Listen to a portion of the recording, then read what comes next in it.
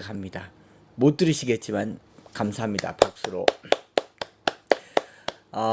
이어서 두 번째 시간은 오늘은 첫 주고 첫날이어서 제가 오리엔테이션 겸해서 이제 엄마와 함께하는 말씀 암송 교회 교육 강의를 진행하려고 하는데, 장로님 조금 전에 말씀하셨던 이 로마서 1장 1절부터 4절까지 해서 로마서 16장까지 저희 교회에서는 이렇게 따로 떼어서 한 120여 절, 117절쯤 되는데, 매일 새벽 장로님께서 이렇게 그 탄천을 걸으시면서 로마서 1장 1절부터 16장까지 브릿지라고 해서 각 장마다 핵심 구절들을 뽑아서 암송을 하셨는데, 그 중에 부르심이란 말을 돌아가시기 직전까지 제일 많이 말씀하셨어요. 우리가 이 땅에 존재하는 이유가 바로 부르심이고 택정함을 입었다라고 하는 것, 특별히 그리스도인으로 불렀다라고 하는 것, 복음인데, 엄마들은 엄마로의 부르심이 있어요.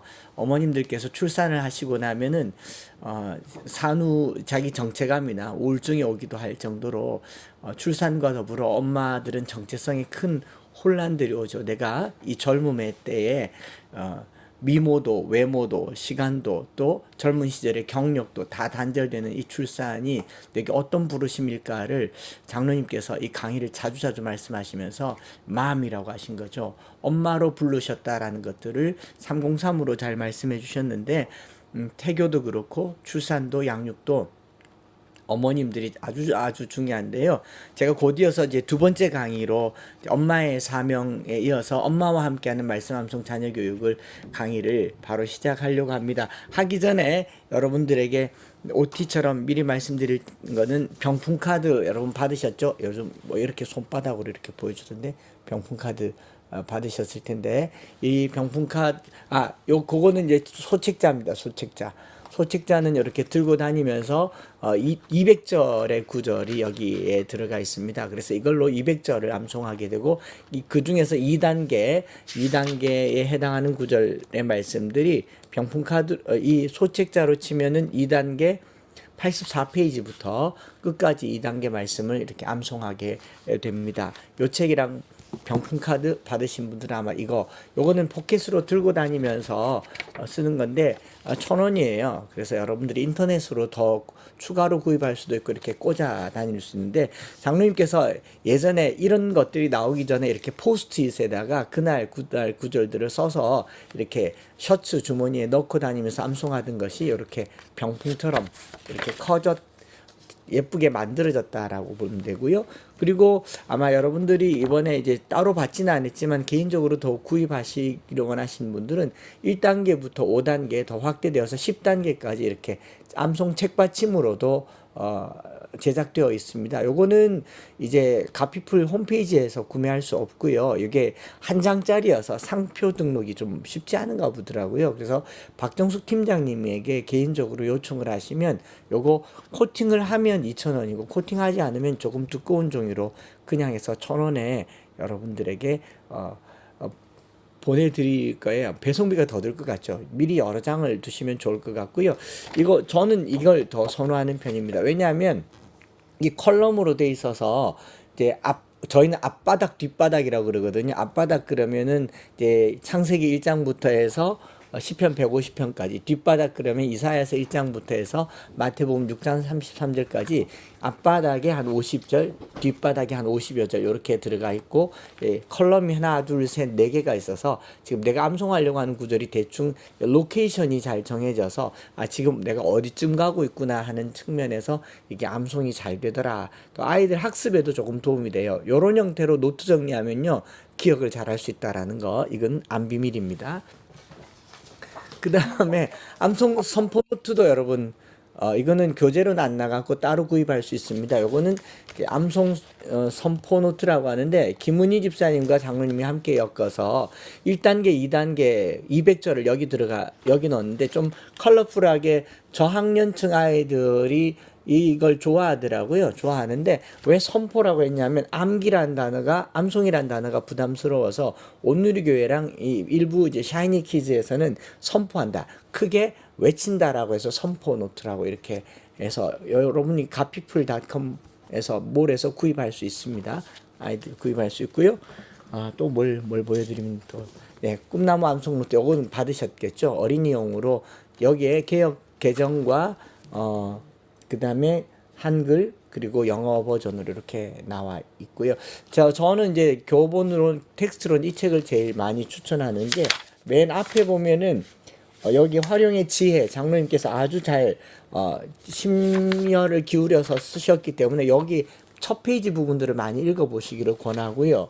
그 모범생, 장학생 선발 기준들이 나와 있으니까 개교회에서 교회 프로그램으로 쓸 때는 여기 있는 커리큘럼을 따라가면은 아주 좋습니다. 그래서 이걸 참고하시면 좋겠다 싶습니다.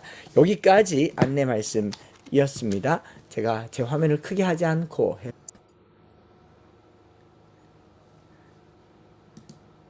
아하, 이렇게 하면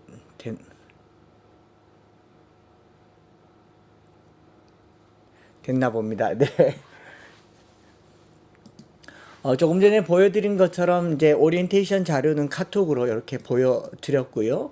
아마 이번 주까지, 다음 주까지 더 등록을 하시면 되고요. 제가 오전 그 시작 전에 보여드렸던 여러분들에게 자꾸 자랑하고 싶으네요. 저희 집이 요즘 이렇게 작업실이 되어 있답니다. 제 아내가 이제 말씀 암송하는 여러분들의 가정의 주안에서 항상 기기감찬순, 변나명룡, 롬파리팔 이렇게 써서 문설주처럼 두고 말씀 암송을 격려하는 차원에서 이거 판매하는 거 아니고요. 저희 교인들 다 해주려고 제 아내가 지금 저렇게 작정하고 전국에 있는 다이소를 다니면서 이렇게 그 액자를 사서 모으고 있습니다. 이렇게 사서 이번 암송학교 여러분 중에도 몇 분은 받겠죠. 받게 될 텐데 아무튼 그렇고요. 1단계 때는 제가 주로 쉐마 교육에 대한 이제 교육의 본질, 말씀 암송의 어떤 근거에 대해서 쉐마라는 말, 사람은 무엇으로 사는가, 말씀을 들음으로 산다. 우리는 들어야 살고 하나님은 말씀하시는 분이시다라는 것을 강의를 했더랬습니다. 그래서 세상도 하나님이 말씀하시는 대로 그대로 된 세상을 보시기에 좋았더라라고 해서 이제 쉐마 이스라엘 아도나이 엘로헤누 아도나이 에하드라고 하는 이 쉐마 이스라엘아 들으라라고 하는 이제 하나님의 말씀에 대해서 강의를 했고요. 또 그렇게 유대인들은 이런 말씀을 듣기 위해서 이제 메주자라고 하는 것들을 여기 보시면은 잘 색깔이 보이실지 모르겠지만 이게 다 메주자예요. 문설주와 내집 문설주와 바깥문에 기록하라고 했을 때 2차 대전 당시에 독일인들이 유태인들을 색출하기 좋았던 것은 각 집마다 어느 집이든 이렇게 어떤 형태로든 요상한 형태로 메주자가 다 붙어 있었습니다. 그런데 이것들을 떼지 않았다고 그래요.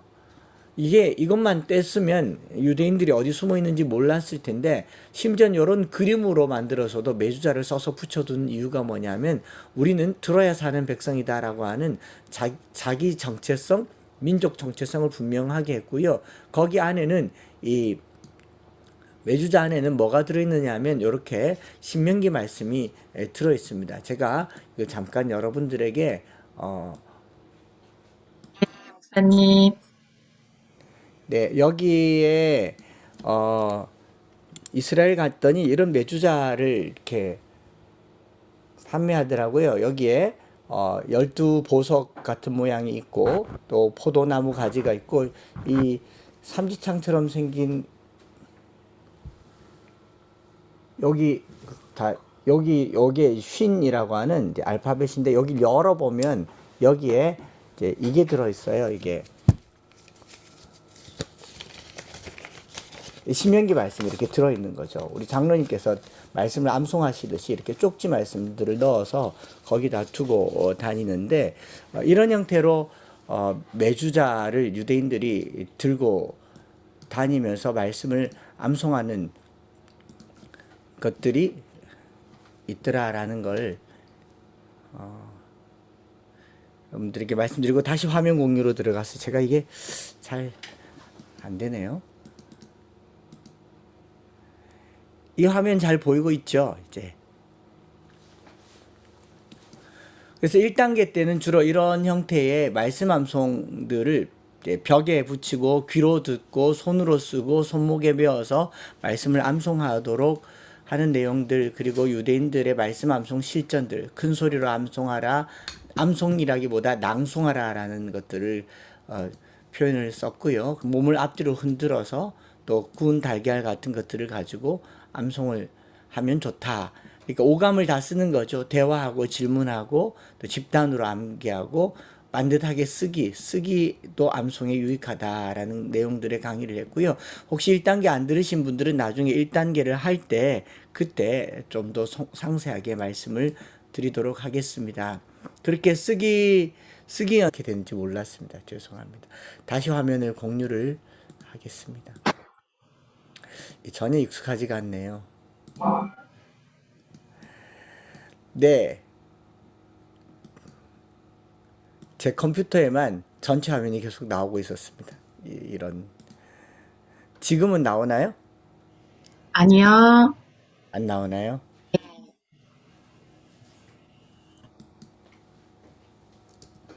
왜 안 나오지?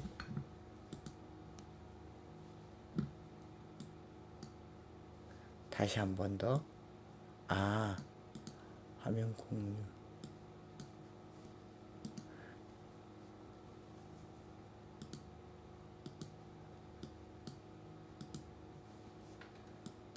네, 이제 나올 겁니다.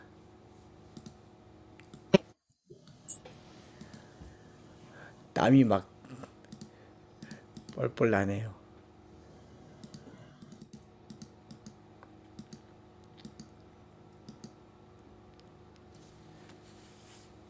네, 잘 보이시죠? 그래서 쓰기 훈련으로 이제 이런 아이들과 함께 성경 암송을 하면 손으로 암송한 내용을 글씨를 쓰는데 쓰는 연습을 하는 게 중요하다라는 것들을 1단계 때 조금 더 얘기를 했습니다. 왜냐하면 쓰는 거는 본 것을 자기 방식으로 표현하는 방법이기 때문에 바로 쓰기에서부터 이제 묵상이 진행된다라는 거를 말씀드렸고, 내용은 지금 읽지 않겠습니다. 제가 오늘을 강의하려고 하는 내용은 여기서부터입니다. 이제 어머니와 함께하는 말씀 암송 교회 교육이죠. 말씀 암송 자녀 교육을 하면서 제일 많이 우리가 신경을 쓰고 또 중요하게 여기는 대상은 엄마입니다. 엄마. 그리고 한국 교회를 이렇게 둘러보더라도 사실은 어머님들이 출산 후에 영적으로 이제 침체되고 이렇게 다운되는 것들을 어떻게 하면 좀 회복시켜 줄 수 있을까를 시간을 거슬러서 일제강점기에 한 일본인 사진작가가 찍은 사진입니다. 기도하는 엄마라는 제목으로 인터넷에 이렇게 다니는데 자세히 보면 저쪽 반대쪽 편에 남성분들이 모여 있죠. 남반 여반으로 나누어져 있는 이런 구조에서 엄마는 차가운 마룻바닥에서 기도를 하고 있고, 그리고 그 표정을 보면 굉장히 간절함도 보이고요. 아이는 엄마 등에 엎여 있고 또 한 아이는 기도하는 엄마를 쳐다보고 있습니다. 한국 교회는 어떻게 보면 이런 엄마들의 기도와 눈물로 세워지지 않았는가 생각을 해보고, 이보다 더 훨씬 전의 시간들을 우리가 거슬러 보면요, 우리 조선시대 때 복음이 전해졌을 때 예수 믿고 선교사님들 따라다니던 이 사람들은 대부분 이 천한 사람이거나 평민이거나 노예들도 적지 않게 많았었고요. 그런 분들이 선교사님들의 가방을 들어주면서 어느 날 조사가 되고 전도사가 되었을 때 그 교회를 누가 다니겠습니까? 당시에 양반 사회에. 그러니 그 교회 다니던 사람들은 대부분 사회적으로 인정받지 못했고 서러움과 슬픔이 가득한 사람들이었는데, 그런 목회자들의 생계를 도왔던 분들이 여전도회였죠. 그래서 여성분들이 치마폭에다가 밥하면서 쌀 한 옵씩 이렇게 모아다가 교회에 성미한미라고 넣어두면 그게 목회자들의 사례가 되었고, 그게 오늘날 한국교회의 큰 어떤 토대가 되었다라고 본다면, 오늘날처럼 목회자들이 뭐 단 그런 건 아니겠지만 뭐 초대형 교회 중심으로 좀 좋은 대우를 받는 것과는 터무니없는 이 열악한 환경에서 교회가 세워졌을 때 그 목회자들의 후견인 역할을 하신 분들도 어머님들이셨고 여성분들이었고, 또 그런 자녀들을 등에 업히고 무릎에 앉히고 기도로 키운 교회가 오늘날 한국 교회였지 않습니까? 그래서 강준만 교수가 쓴 이제 어머니 순환사라고 하는 그 책에 보면 모신이라고 하는 책도 쓰셨죠. 이제 전북대 강준만 교수가 한국의 이 개화기 역사는 어머니의 역사다라고 말할 정도로 이 어느 곳에 가도 어머님들이 주류를 이루었습니다. 교회 구성원의 주류가 다 어머니였고 여성 성도들이었죠. 여성 성도들이 대다수였었습니다. 그런 이 교회의 모습들을 생각하고 지금을 생각해 보면 참 보기 드문 장면이지 않습니까? 저희 교회 집사님이세요. 저희 교회 집사님인데 이렇게 아이들을 등에 업히고 앞에 앉히고 기도하는 모습을 설정은 아니고요. 찍기도 했었습니다. 그리고 이렇게 이런 아이들이 지금 저희 교회는 고3이 되었고 이제 대학 입시를 앞두고 있는데 이런 이렇게 커가는 아이들에게 있어서 엄마의 역할이 얼마나 중요한가를 두고 보아도 한국교회 현실에서는요. 한국교회 현실에서는 이 엄마들의 현 주소가 어떠냐면 자녀를 출산하고 아이를 데리고 교회를 가잖아요. 교회를 가면은 본당에 갑니까? 잠옷실에 갑니까? 잠옷실에 가잖아요. 잠옷실이 잠옷들을 위한 공간인가요? 본당에 있는 어른들이 방해받지 않도록 따로 수용되어 있는 수용시설입니까? 잠옷들을 배려하고 고려한다고 하지만 그 잠옷실에 뭐 화장실도 넣어두고 또 아이들을 기저귀를 갈 수 있는 무슨 기저귀 대도 놔두고 여러 가지 시설 두고 음향도 두고 영상도 두지만 그 잠옷실에서 아이들이 전속력으로 쫓아다니고 울고 또 수유하는 그 기간 동안 엄마들은 주일 낮 예배 한번 제대로 온전하게 드릴 수가 없는 거죠. 출산하기 바로 직전까지만 해도 찬양팀, 성가대, 교사, 교회에 그렇게 열심히였는데 아이를 갖고 출산하는 순간부터 어머님들은 교회 잠옷실에서 잠 오는 데서 가두어져서 예배를 드리는 게 한 3년여를 시간을 보내는 거죠. 그 3년의 시간을 보내는 동안 제가 부교육자로 있으면서 교회에서 해야 될 가장 큰 업무 중에 하나가 뭐냐면은 본당으로 난입하던 아이와 엄마를 잠옷실로 보내는 것이었습니다. 절대로 본당에 들어오면 안 돼요. 그러지 않습니까? 그렇게 3년을 엄마들은 사실은 이 강대상 앞자리 그렇게 사모하는 은혜의 자리에서부터 교회에서 제일 먼 잠옷실로 옮겨진 다음에 3년을 겨우겨우 버텨서 이제 우리 아이를 유아부 영아부로 보내고 내가 본당에 들어갈 수 있겠다라고 생각하는 쯤에 둘째를 갖는 거죠. 둘째를 가지면 이제 또 이 까란즘의 시간을 보내야 됩니다. 한 6년을 그렇게 보내고 정말 말씀을 사모하는 지경이 됐는데 셋 놓잖아요. 그럼 사망인 거예요. 몸매도 사망하고 그리고 인성도 사망하고 체력도 사망하고 영성도 사망하는 거죠. 여러분 표정이 지금 다 공감하는 표정이잖아요. 그렇게 아이들을 키우고 나서 남는 것은 분노와 억울함과 억하심정, 처녀적의 경력, 몸매, 실력 모든 것들이 다 무너지고 남은 것은 아이들을 향한 이 거친 목소리와 또 도와주지 않는 남편을 향한 분노들이 차곡차곡 쌓여가서 한 10년을 보내는 동안 여러분 이게 한 가정의 아내의 이야기인 줄 알았는데 제가 목회자가 되고 깜짝 놀란 게요. 이 시간 동안 교회는 침체한 겁니다. 이 기간 동안 교회는 가라앉은 거예요. 왜냐하면 이 아이들을 집에서 제대로 길러내질 못했기 때문에 교회에서 감당을 못하는 거죠. 아무리 유능한 교육자가 좋은 어린이 학교, 주일학교 시스템이 있다고 하더라도 한 가정은 교회로 출석함과 동시에 자녀들은 그냥 타가 맡기듯이 영아부, 유아부, 유치부, 초등부, 중등부, 고등부에 맡기고 부모님들은 본당에 앉았지만 내 아이가 말씀을 제대로 듣고 있는지 본당에 앉았지만 중등부는 잘하고 있는지 그걸 집에 가서 저녁에 확인을 해야 되는데 확인하는 순간은 또 화가 나는 순간이 돼요. 그러면 그 모든 상황들은 이제 전도사님들에게 또 쏟아지게 되고 전도사님 바꿔야 되겠다고. 전도사님이 교체되는 시기가 부모님들의 피드백과 무관하지 않다는 거 아시잖아요.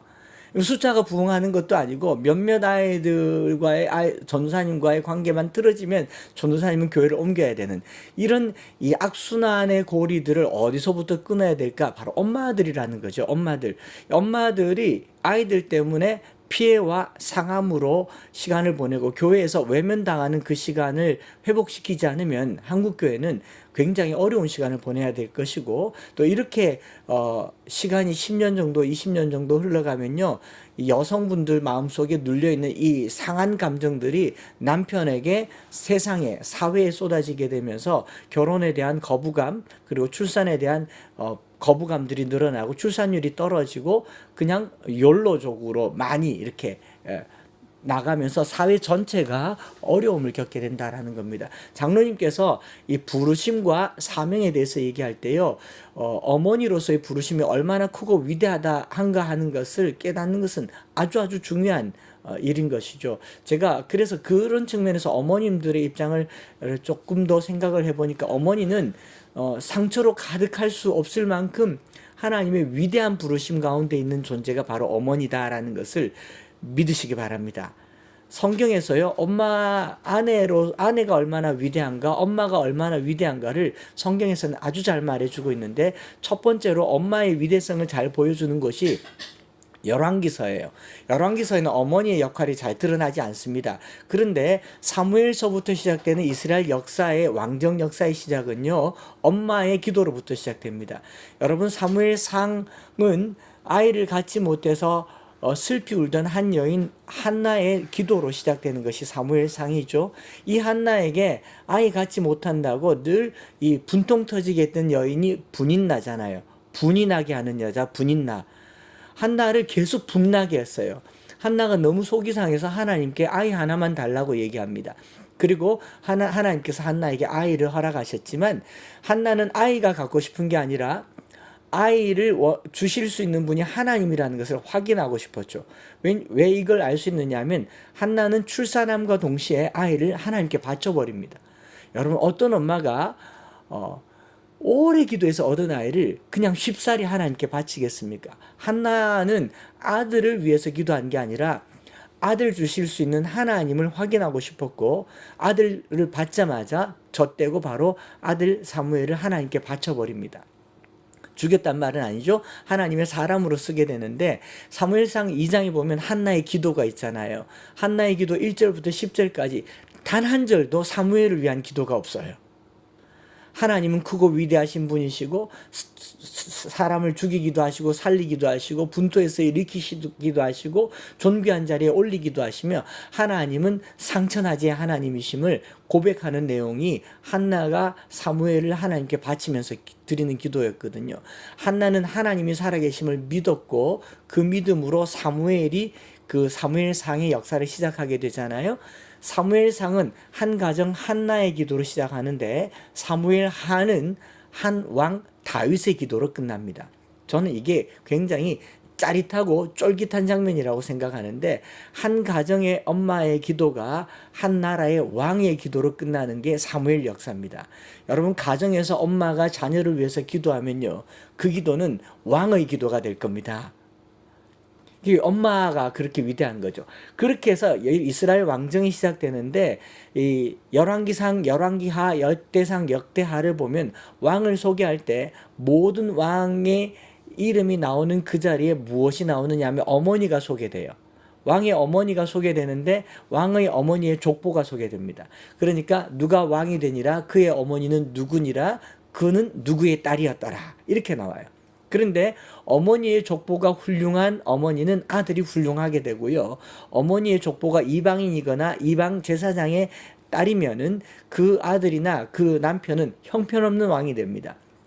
이스라엘의 아주 형편없는 왕으로 알려져 있는 아합 왕, 최악의 악한 왕으로 알려져 있는 엘리야가 갈멜산에서 이 바알과 아세라의 선지자들과 싸웠던 850대 1의 전쟁을 했던 그 아합 왕의 아내의 이름은 이세벨입니다.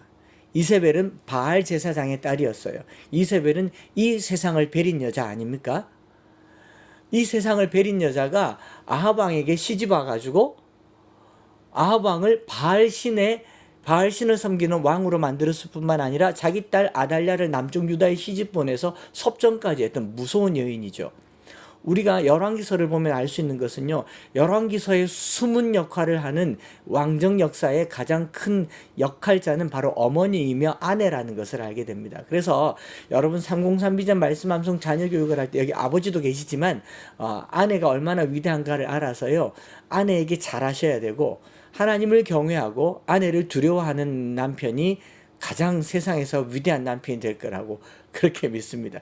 왜냐하면 창세기부터 이게 계속 나와요. 여러분, 하나님께서 엿새 동안 천지를 만드시고요. 이 PPT가 잘 안 되니까 이게 말로 다 때우려고 하는 것 같은데, 하나님께서 엿새 동안 천지를 만드시고 매일매일 좋았더라, 보시기에 좋았더라, 보시기에 좋았더라, 보시기에 좋았더라고 하셨는데, 이 세상이 피조되고 나서, 창조되고 나서 처음으로 하나님이 보시기에 좋지 않다라고 하는 로토브, not good 이라는 표현을 쓴 단어가, 해당하는 단어가 나오는 그 대상이 누구냐면 남자입니다. 아담. 하나님이 남자가 독초하는 것을 보시고 좋지 않게 여기셨다. 남자는요, 그 존재 자체로 불완전한 존재고 하나님에게 보기 별로 안 좋은 존재가 남자였습니다. 그래서 그를 위하여 돕는 배필을 주시고 아내를 허락하시고 난 후에 보시기에 심히 좋았더라라고 하셨어요. 남자는 아내를 만났을 때에야 비로소 완전한 존재가 됩니다. 그래서 모신, mother God이라는 표현을 쓸 정도로 이 남자의 존재의 완성은 아내다라는 말을 쓰고 있는 거죠. 그래서 그 돕는 배필이라는 말도 에젤 케그네도라는 말을 쓰는데, 에젤이라는 말도 하나님에게 쓰는 말이에요. 구약 성경 전체에서 여호와는 나의 도움이시라, 에젤, 엘리에셀, 에벤에셀 이란 말 쓰잖아요. 다 하나님에게 쓰는 말인데, 남자에게 아내는요, 신을 만난 것과 같은 큰 존재가 바로 아내다, 그리고 엄마이고 여자다라는 것을 생각하면 여러분 이제 엄마로서 얻었던 스트레스를 조금 더 이렇게 풀어버릴 수도 있겠죠. 저 형편없는 남자를 사람되게 만든 게 바로 나였구나라고 생각하면 되고요. 그리고 남편들 여기 계시면 아내에게 계속 고맙다고 얘기하고, 지금 안 해도 나중에는 고맙다고 하게 될 거고요. 죽기 직전에는 미안하다는 말까지 해야 될 겁니다. 그러니까 남편들은 이 얘기를 꼭 듣고 아내에게 고맙다는 말을 하고요. 제 아내 지금 저기 앉아 있기 때문에 하는 말이 아니라 저는 늘 이렇게 고마움을 표현하고 살고 있습니다. 그리고 남자는요, 만들 때 흙으로 만들었잖아요. 성경에 보면 남자만 흙으로 만든 게 아니라 공중의 새와 네 발 가진 짐승도 흙으로 만들었어요. 그래서 남자와 네 발 가진 짐승은 똑같습니다. 너무 공감되지 않나요? 엄마들 여기 빵빵 터지시는데 박수도 치시잖아요. 왜 그러시냐면 흙으로 만든 게, 남자만 흙으로 만든 게 아니라니까. 창세기 2장을 차근차근 보세요. 네 발 가진 짐승과 공중의 새도 흙을 빚어 만들었어요. 새가요, 머리가 새머리라 그러잖아요. 기억력이 나쁘고. 짐승은 본능 따라 행동하잖아요. 그러니까 자기 마음대로 행동하고. 네 발 가진 짐승과 남자는 똑같다. 그래서 흙으로 만든 그릇은 도자기라고 하잖아요. 여성은 뭘로 만들었죠? 뼈로 만들었어요. 뼈로 만든 그릇은 본 차이나라고 합니다. 본 차이나. 뼈로 만들어서 얇고 가볍고 깨지지도 않아요. 그래서 그만큼 이제 여성은 만들어지는 형질도 다르고 또 만들어진 본질도 다르다라는 겁니다. 그걸 어떻게 알 수 있냐면 창조 질서 속에서요, 항상 남성, 수컷을 포함한 남성은 에너지를 발산합니다. 부부 관계에 있어서도 에너지를 발산하고 소비하는 일을 하고 힘을 과시하는 일을 합니다. 동물의 왕국을 보면 사자나 늑대가 사냥을 할 때 사냥은 암컷이 다 합니다. 여러분, 긴 털 가진 사자가 사냥하는 거 못 보셨죠? 수컷은 주로요, 영역 표시만 하고 다녀요. 소변 보고 다니면서 여기 우리 땅이야 오지마 그러고 어흥 그러고 소리 지르는 것이 수컷의 역할이고, 주로 암컷이 사냥하고 출산하고 새끼를 먹입니다. 그래서 여성은 주로 어떤 일들을 하냐면 남성이 발산하는 에너지를 수렴하고 생산하는 일을 해요.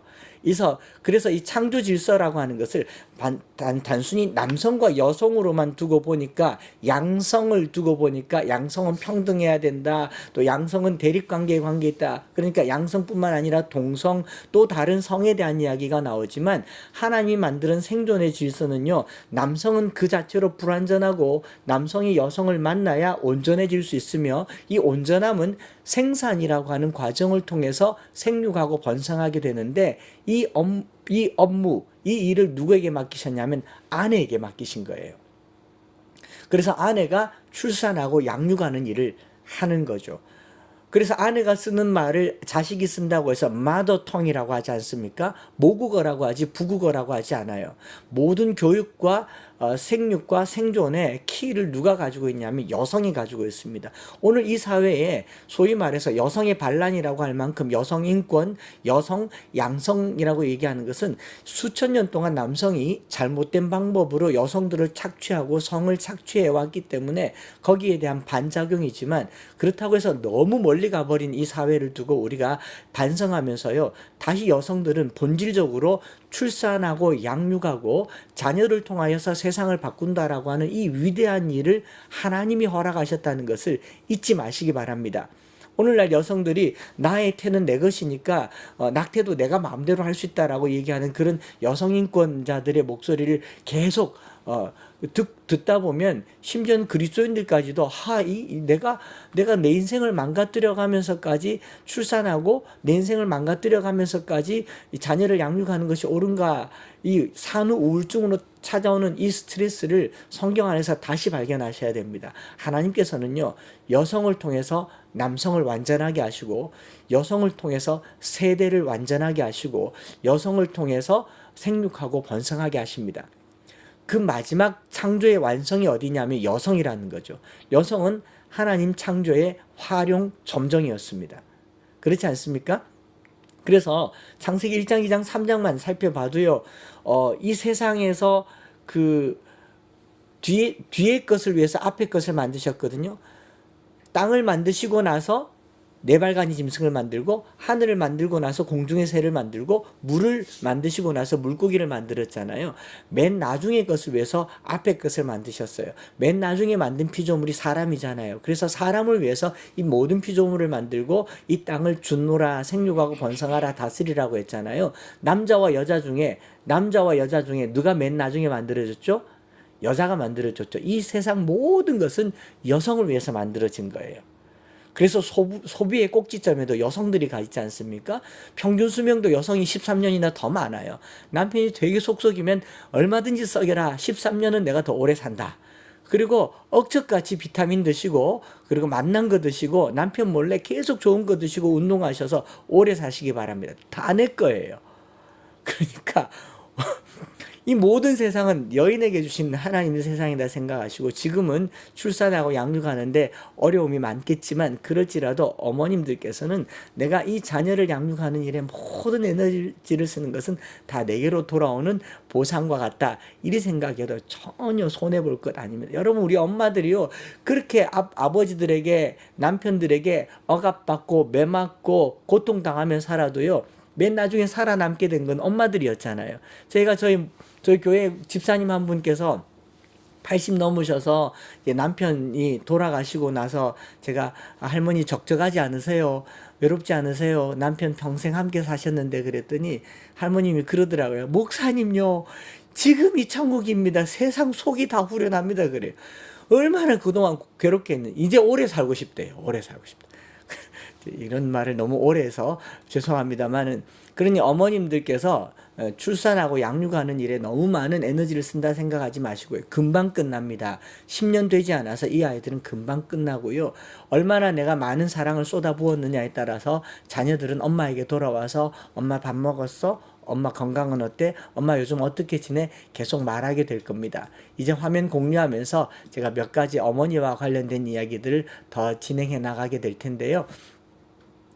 이렇게 해서 엄마들이 교회에 잘 정착할 수 있도록 도와주는 게, 저는 엠마오 교회를 개척하고 나서 목회에 있어서 중요한 하나의 꼭지점으로 삼았고, 그걸 위해서 한 게 뭐냐면 그 완 모임이라는 것을 하게 된 거죠. 와이즈 마더스 클럽. 지금 우리 암송학교 끝나고 나면은 유튜브 주소에 매일마다 아침에 와이즈 마더스 클럽이라고 해서 말씀 암송을 하게 되고, 여러분들이 줌으로 말씀을 암송하게 되는데, 이 저희들이 오프라인으로 이렇게 엄마들이 모여서 제 아내를 중점으로 해서 와이즈 마더스 클럽 으로 모인 것이 이게 대구 매일신문, 기독교 신문이 아니라 지역 신문에 나오게 되면서 엄마가 얼마나 건강하게 준비하고 있는가가 세상 사람들에게도 큰 관심사가 되었다라는 걸 여러분들에게 보여드리면서요. 그렇게 와이즈 마더스 클럽으로 모여서 엄마들이 가급적이면 교회에서 신앙생활을 할 수 있도록 아이들을 갓난아이 그대로 안고 예배 드릴 수 있도록 본당에서 예배 드릴 수 있도록 배려해주고 함께 예배 드리는 것들이 중요하게끔 편안하게끔 만들어주는 교회 분위기를 만드는 것이 필요하다라고 생각을 합니다. 저는 목사니까 과감하게 이 일들을 했고 여러분들은 이제 교회에서 이렇게 하기는 쉽지도 않겠지만 제 생각은 그래요. 여러분 영아부, 유아부, 유치부에서 예배 드릴 때는 마구마구 떠들어도 전도사님들이 목청 높여서 설교하지 않습니까? 그런데 왜 본당에서만 조용해야 하냐고요. 하나님께서 본당에서는 조용하라고 성경에 말하진 않았지 않습니까? 하나님 임재 앞에서 잠잠하란 말을 본당 11시 예배만으로 국한시킬 이유가 없다면 우리가 본당에서 아이들이 함께 와서 예배 드려도 전혀 문제가 되지 않는 구조를 만들어줄 필요가 있다라고 해서 저희 교회에서는 개척 초기부터 지금까지 11시 예배를 어린아이들과 함께 예배를 드립니다. 다녀가 보신 분들은 대부분 알겠지만 어린아이들이 예배를 같이 이른 드리고요. 아침부터 교회는 어수선합니다.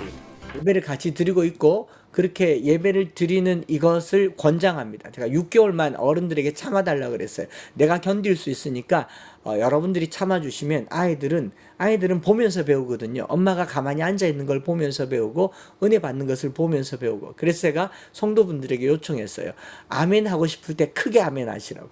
눈물이 날 때 그냥 찔끔찔끔 울지 말고 울어달라고 그랬어요. 왜 그러냐면 엄마 왜 그래? 라고 하면서 이 자리가 보통 자리가 아니구나. 웃을 때 너무너무 재미없는 아재 개그라고 또 박장대소 하면서 웃어달라고. 이 예배 시간이 너무 행복하고 즐겁다라는 것을 자녀들에게 몸소 가르쳐주는 공간으로 본당 예배를 열었고요. 저는 한국교회가 이 부분을 오픈시켜줘야 아이들이 커서도 이 주일 11시 예배를 행복하게 드릴 수 있지 않을까.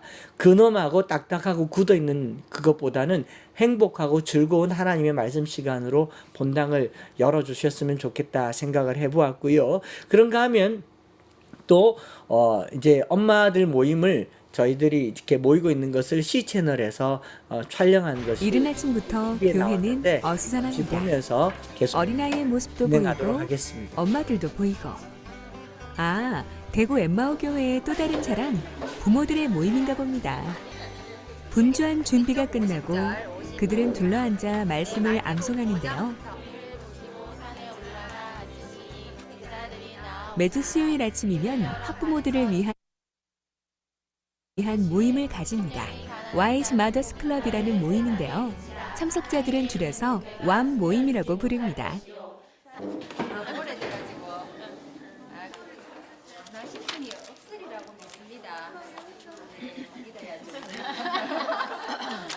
말씀 암송이 끝나면 소그룹 모임이 시작되는데요. 됐습니다. 세 번 할게요. 시작. 우리가 지금은 거울로 보는 것 같이 신비하나 그때는 지금은 내가 이제 엄마들은 이번 주 암송할 성경 구절들을 함께 암송해 봅니다.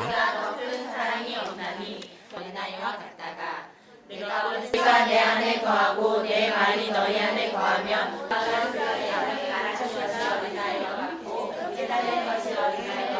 주 안에서 항상 이기 감찰수 염라 명령으로 이 말씀은 곧 하나님이시니라. 2절 그가 진지하게 하나님의 말씀을 암송하는 모습은 본인의 마음을 따뜻하게 하는데요. 아이들을 키울 때만큼이나 하나님의 크신 은혜가 필요한 순간은 없겠죠? 성경 말씀 암송을 마친 뒤엔 말씀을 통해 느낀 점이나 묵상 부분들을 서로가 진실하게 나누게 되는데요. 말씀에 비춰서 자신들의 삶을 이야기하고 기도 제목을 나누다 보면 위로와 도전을 받습니다. 아이들을 교육하는 것에서 부모의 역할은 매우 중요합니다. 부모가 바른 마인드를 갖고 있어야 아이들도 바르게 자랄 수 있다고 생각한 한창수 목사와 대구 엠마오 교회 성도들은 다양한 모임과 프로그램을 통해 부모들을 훈련시키고 있습니다.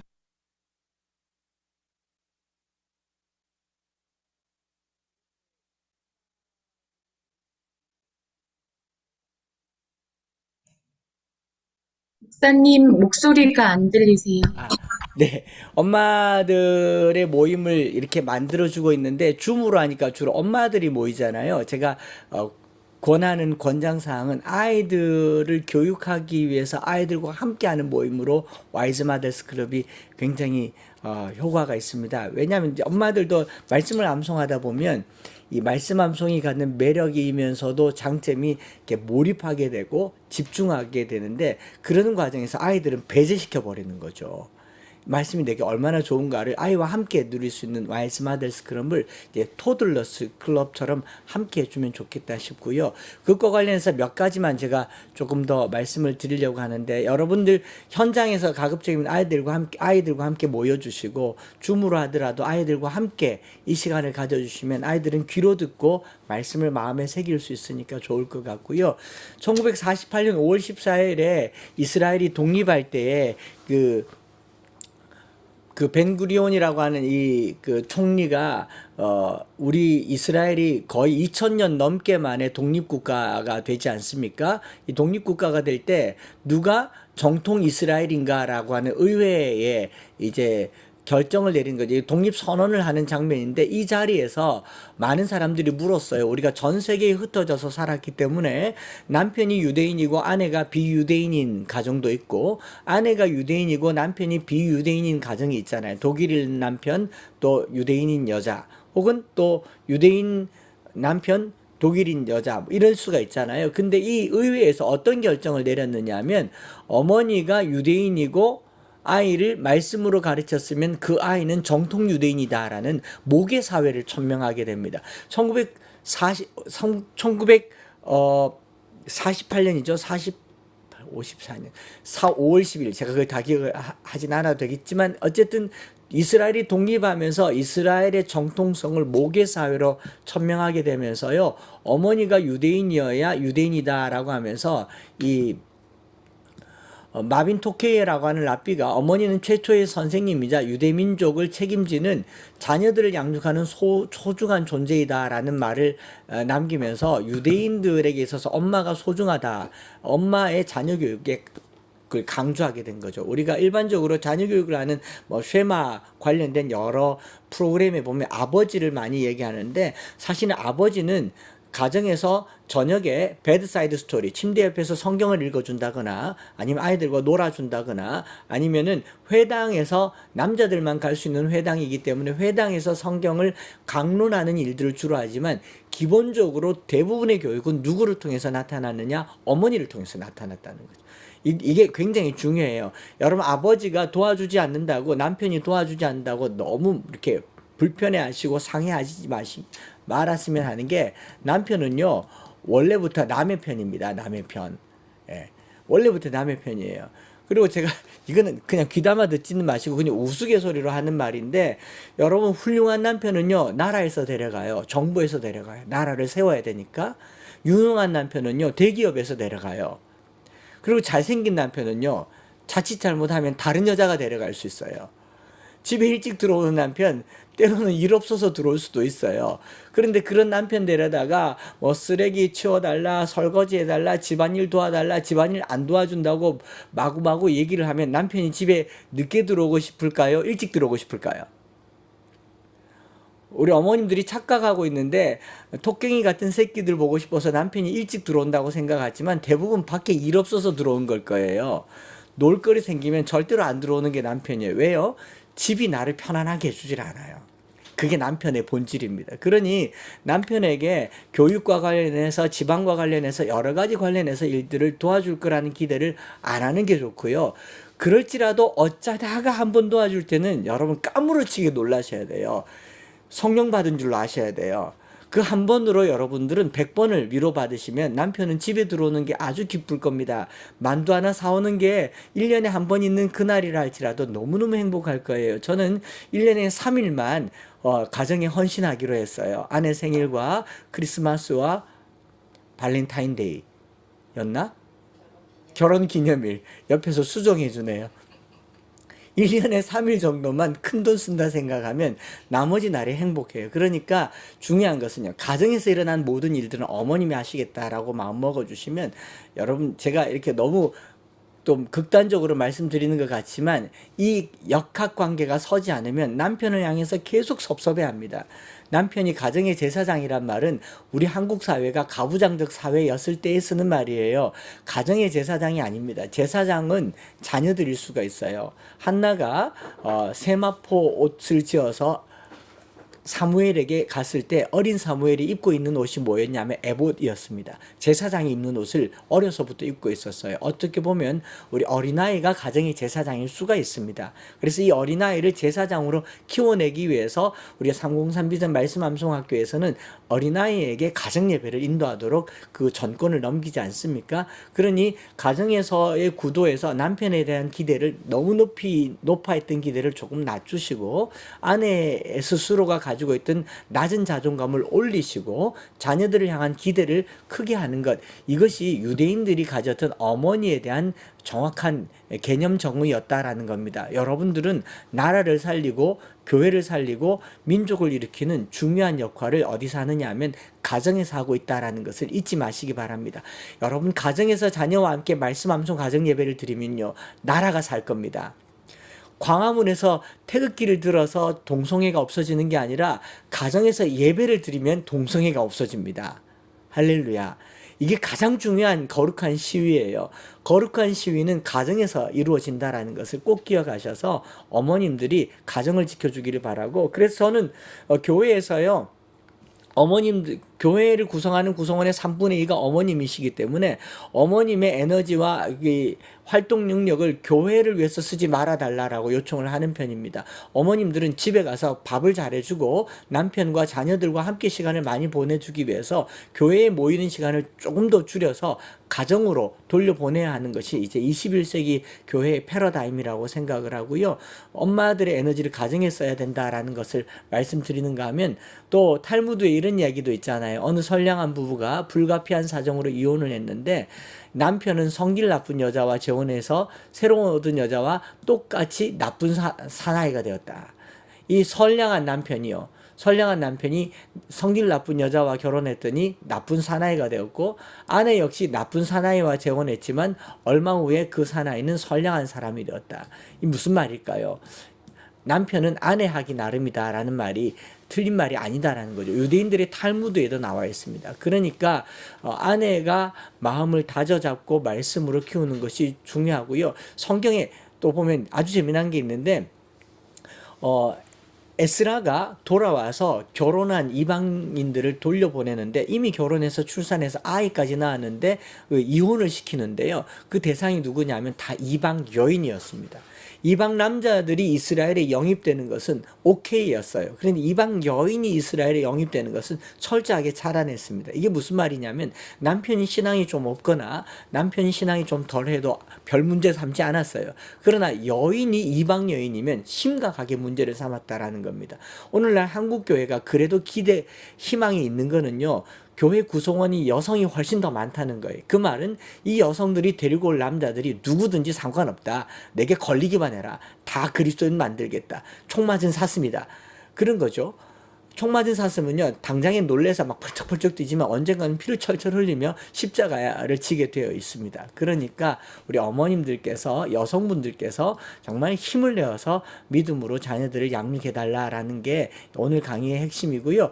이제 지금부터 하는 이 몇 가지 이야기들은 이 시간이 되었으니까 저희가 요한 코미니우스, 아모스 코미니우스 목사님께서 대교 수학이라는 책을 쓰면서 그 다음에 쓴 어머니 학교의 소식이라고 하는 책에서 태교학교, 엄마 학교, 일반 학교, 사회 학교, 계층적 교육이라는 걸 처음으로 도입한 코미니우스 이 목사님은 이제 신학자이고 목회자였고 교육가입니다. 일반 교육학에서 계통적 교육학의 아버지라고 불려지는 이 코미니우스가 태교, 뱃속에서부터 아이는 배우고 엄마에게서 배우고 충분히 배우고 난 후에 공립학교로 나가야 된다라는 걸 제창을 했던 분이죠. 그래서 어머니에게 뭐라고 얘기했냐면, 우리 아이들은 하나님의 선물이며 보배이므로 소중히 다뤄져야 되고 보호받아야 될 가치 있는 존재인데, 하나님께서는 피조물 세계에서 하나님과 동력자가 되게 하려고 자녀를 주셔서 신앙과 하나님을 경외하는 마음을 갖도록 이끌으셨다라고 이렇게 말을 했습니다. 이 어머니 학교 소식 지난번에 찾아보니까 절판되었더라고요. 절판되어서 제가 이 책을 좀 더 읽고 요약해서 요약본들을 여러분들에게 이번 그 2단계 5기생들에게는 좀 요약본들을 PDF 파일로 공유를 해드릴 생각입니다. 여러분 읽어보시면요. 어머님에 대한 이야기들이 아주 잘 나와 있고 이게 500년 전에 쓴 글이에요. 500년 전에. 그래서 학교에 보내기 전에 어린이집에 보내기 전에 올바르고 합당하게 하나님을 영화롭게 함과 구원에 이르도록 어떻게 훈련해야 할 것인지 어머님들에게 양육하는 내용인데요. 그래서 어머님들에게 뭘 얘기하냐면 교육에는 우선순위가 있는데 지성과 덕성과 경건을 가르쳐야 되는데 이 우선순위에 있어서 경건이 우선이다라고 얘기를 합니다. 경건이 우선순위이고 그리고 덕성과 지성을 차례대로 가르쳐야 되고 이것은 성장 기간 동안에 연습되어야 된다라는 내용인데 요건 제가 요약을 해서 이번 기수 뭔가 기수가 거듭될 때마다 좀 더 나아져야 되니까 요걸 요약본을 나누어서 독서 토론하듯이 한번 할 수 있도록 도와드릴 텐데요. 우리 신덕지체라는 표현을 암송학교에서 쓰거든요. 신앙과 하나님을 경외하는 것을 우선으로 가르쳐야 됩니다. 이걸 배우기 전에는 아무것도 가르치지 말아야 한다라는 것이 장로님의 가르침이에요. 여러분 신앙 없이 예절 바르면 어떤 아이가 되냐면 무신론자가 됩니다. 세상에 법 없이도 살 사람 많잖아요. 법 없이 사는 사람 많아요. 그런데 신앙이 없이 도덕을 배우면요. 법 없이 사는 사람이 되는 겁니다. 또 세상에 신앙도 없고 덕도 없이 지식과 기술을 먼저 배우면요. 학력만 높은 아이들은요. 반신론자가 됩니다. 안티크리스찬이 돼요. 하나님이 어디 있느냐 나와봐라 라고 얘기를 하는 거죠. 우리가 체력도 같이 배우잖아요. 여러분 신앙을 배우지 않고 예절을 배우지 않고 지식을 배우지 않고 운동만 너무 먼저 기르면요 불량배가 됩니다. 내 주먹을 믿어 그러지 않아요. 이 모든 것은 순서가 있기 때문에 순서를 따라서 가르쳐야 된다라는 내용을 이 대교수학에서도 얘기하고 있고 또 어머니 학교의 소식에서도 이야기하고 있습니다. 제가 암송학교 진행되는 동안 이 내용은 더더욱 풀어서 얘기를 하고 드릴 거고 코로나가 끝나면 다시 재개될 저희 교회 학교의 아이들의 모습입니다. 저희 교회에서는 토요일마다 신덕지체 4교시 프로그램으로 이 아이들을 말씀 암송, 예절 교육, 지식 교육, 체력 훈련 이 네 가지를 도산 안창호 선생님의 이 흥사단을 모범을 받아서 이렇게 토요일 아침 9시부터 12시 반까지 하게 되는데 여기 미로키 한인교회뿐만 아니라 해외에 있는 교회에서도 참여하고 있는 걸로 아는데요. 한글 학교가 있어요. 해외에 있는 한인교회들은 다 한글 학교가 있는데 한글 학교를 일반 한글 커리큘럼보다는 신앙 중심의 한글 학교로 이렇게 이끌어 간다면 아주 괜찮은 커리큘럼이 될 테고요. 저희가 예절 교육 같은 것들도 계속 시키고 있는 것들은 다 신덕지체에서 나왔고요. 한글 학교 프로그램으로도 아주 괜찮을 것 같다라는 생각을 해봅니다. 이렇게 단계가 커가면 아이들은 이제 말씀 본문을 가지고 직접 묵상하는 훈련들을 합니다. 레위기 말씀을 초등학교 5학년이 읽으면서 자기가 본문만 읽고 스스로 질문을 만들죠. 질문을 만들고 답을 하면서 중심 단어를 찾아내고 단락 만들기를 합니다. 이게 5학년 아이들이 보는 성경 보는 수준이다라고 치면 굉장하지 않습니까? 설교 준비하는 목사 같은 수준으로 하는데 이게 주말 학교에서 하고 있는 커리큘럼에 포함되어 있습니다. 여러분들과 함께 공유하면서 우리 어머님들 혼자 하기 힘드니까 어머님들이 모여서 완 모임도 하고 또 교회가 함께 힘을 내어서 이 주말 학교 같은 걸 하면서 아이들과 함께 우리 엄마들이 힘을 낼 수 있다면 참 좋겠다. 여기까지 강의하고 오늘 못다 보여드린 내용들은 그동안 계속하면서 모닝 암송 할 때 짬내어서 더 보여드리도록 하고요. 시간이 지났으니까 제가 공유를 여기까지 하면서 이제 바로 암송 실전으로 그렇게 넘어가 보도록 하겠습니다. 감사합니다. 박정수 팀장님 예 오셨습니다. 바로 암송 실전할 텐데 팀장님 시작할까요? 네, 목사님. 그럼 꿈송맘송하고 네. 2단계니까 바로 암송 네. 실전 시작하도록 하겠습니다. 네.